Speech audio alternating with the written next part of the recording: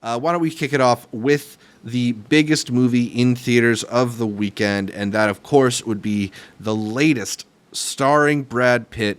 This would be Bullet Train, a action comedy directed by David Leitch, who's kind of carved a niche for himself in Hollywood as the stunt guy turned director who makes these very kinetic, tactile action sequences that are almost like watching, watching dances unfold a little more than your traditional action scene in a Hollywood movie like this.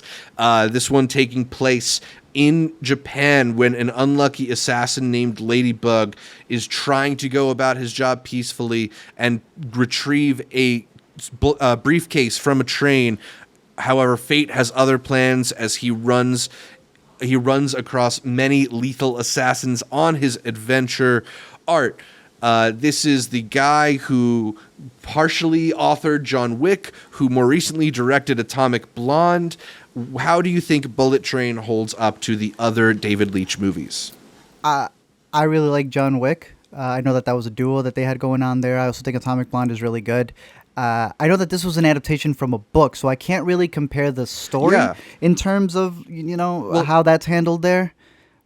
And interestingly, I think it was Antoine Fuqua who was supposed to originally adapt the book, but the book is a lot more serious. Easily, yeah. It's got a lot of through lines that are going on that I'm not going to say I'm looking at a director like David Leitch to be like, that's the person who's going to bring all the narratives together. I mean, he does it in the movie, but what I'm looking for is the action. And I think if you're looking forward to this movie, if the trailers have intrigued you in any way, I don't know about the IMAX because it doesn't build up to that ratio, but I caught this bad boy in Dolby, and let me tell you, it delivers what you want from an action movie. This is Snowpiercer, but it's Brad Pitt getting punched every second that he possibly can. There's this crazy, mob. What are they technically in the movie? Gang society, secret society in the background. Yakuza or something? Yeah, it's the John Wick world happening overseas that you get hints of here and there, but for the most part, you're following different characters, and they're all the main characters. Why Brad Pitt is front and center because it's Brad Pitt, and he's going to be the one who's pushing the movie, and he actually has a lot of input within the film. But you don't even start with him. You're starting with a father who's may have lost his child because he wasn't taking care of him, and he kind of wants to seek revenge. And then you got these other two twins who aren't really twins, but they're there for a reason, and maybe everyone has been put on this train with a bigger motive in mind. But honestly, you don't need to follow all of that. I don't think it's going to make sense by the end of it. You're just there to see people beat up in different carts, and I think it delivers on that front. Yeah, I mean, I think part of that, what you're talking about, is something that I was struggling with in the movie, is this thing, the almost like Smokin' Aces style thing, where it's like all these different characters with all their different motivations circling the similar end goal, and you end up a little bit just lost in the chaos of it. Just structurally, the first half of this movie has more in common with Family Guy than it does most action movies, with all the flashbacks and reference tos and quick cuts. And I don't know, I was having trouble getting in the rhythm of it a little bit.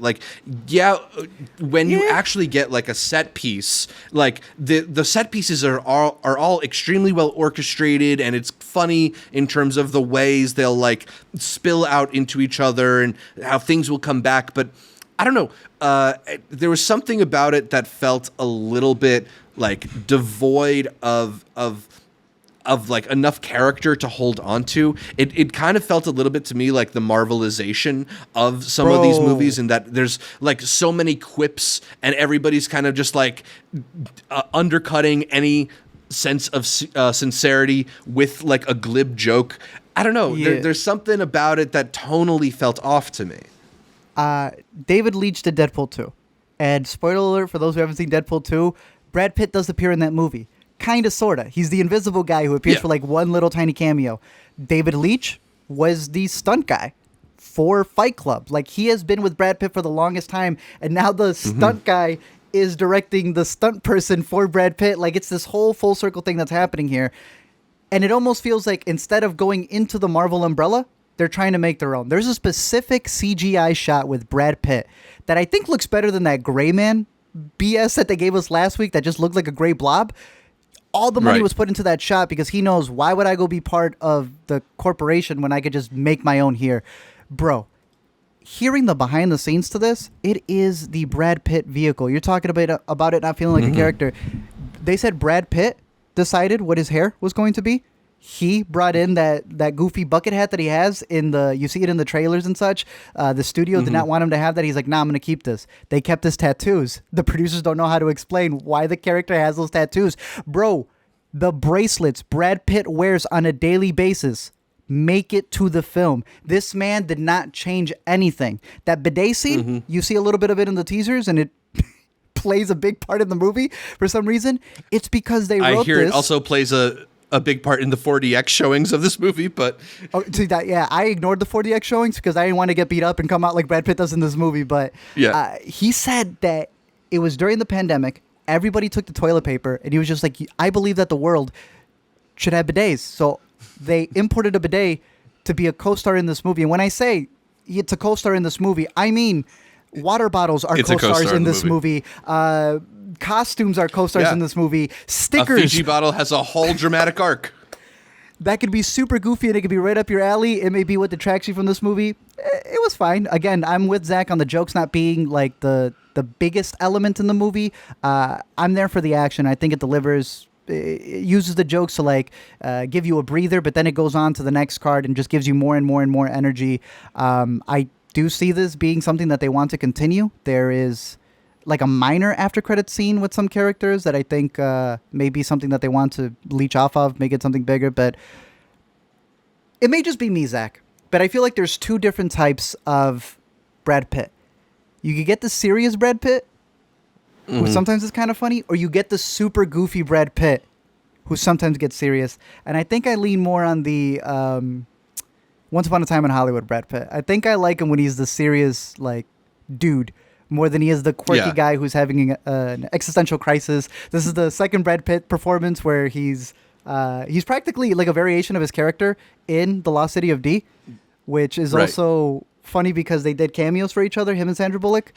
Basically just swapped cameos. Not just It's like a Sandra lab. Bullock, but Exactly. But for the most part, it's decent. It's decent for what it's going for. yeah. Like, I can't say the movie is not entertaining. You know, that's sort of not it.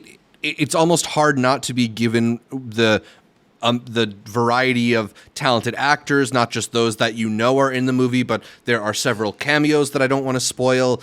Some of which I liked more than others. There's a final one whose face I'm a little bit tired of seeing and stuff like this. But Was that think one spoiled for you? that one was not spoiled for me. Okay, I don't even want to go in the credits here because I don't want to spoil it for other people. But I was actually surprised by it too.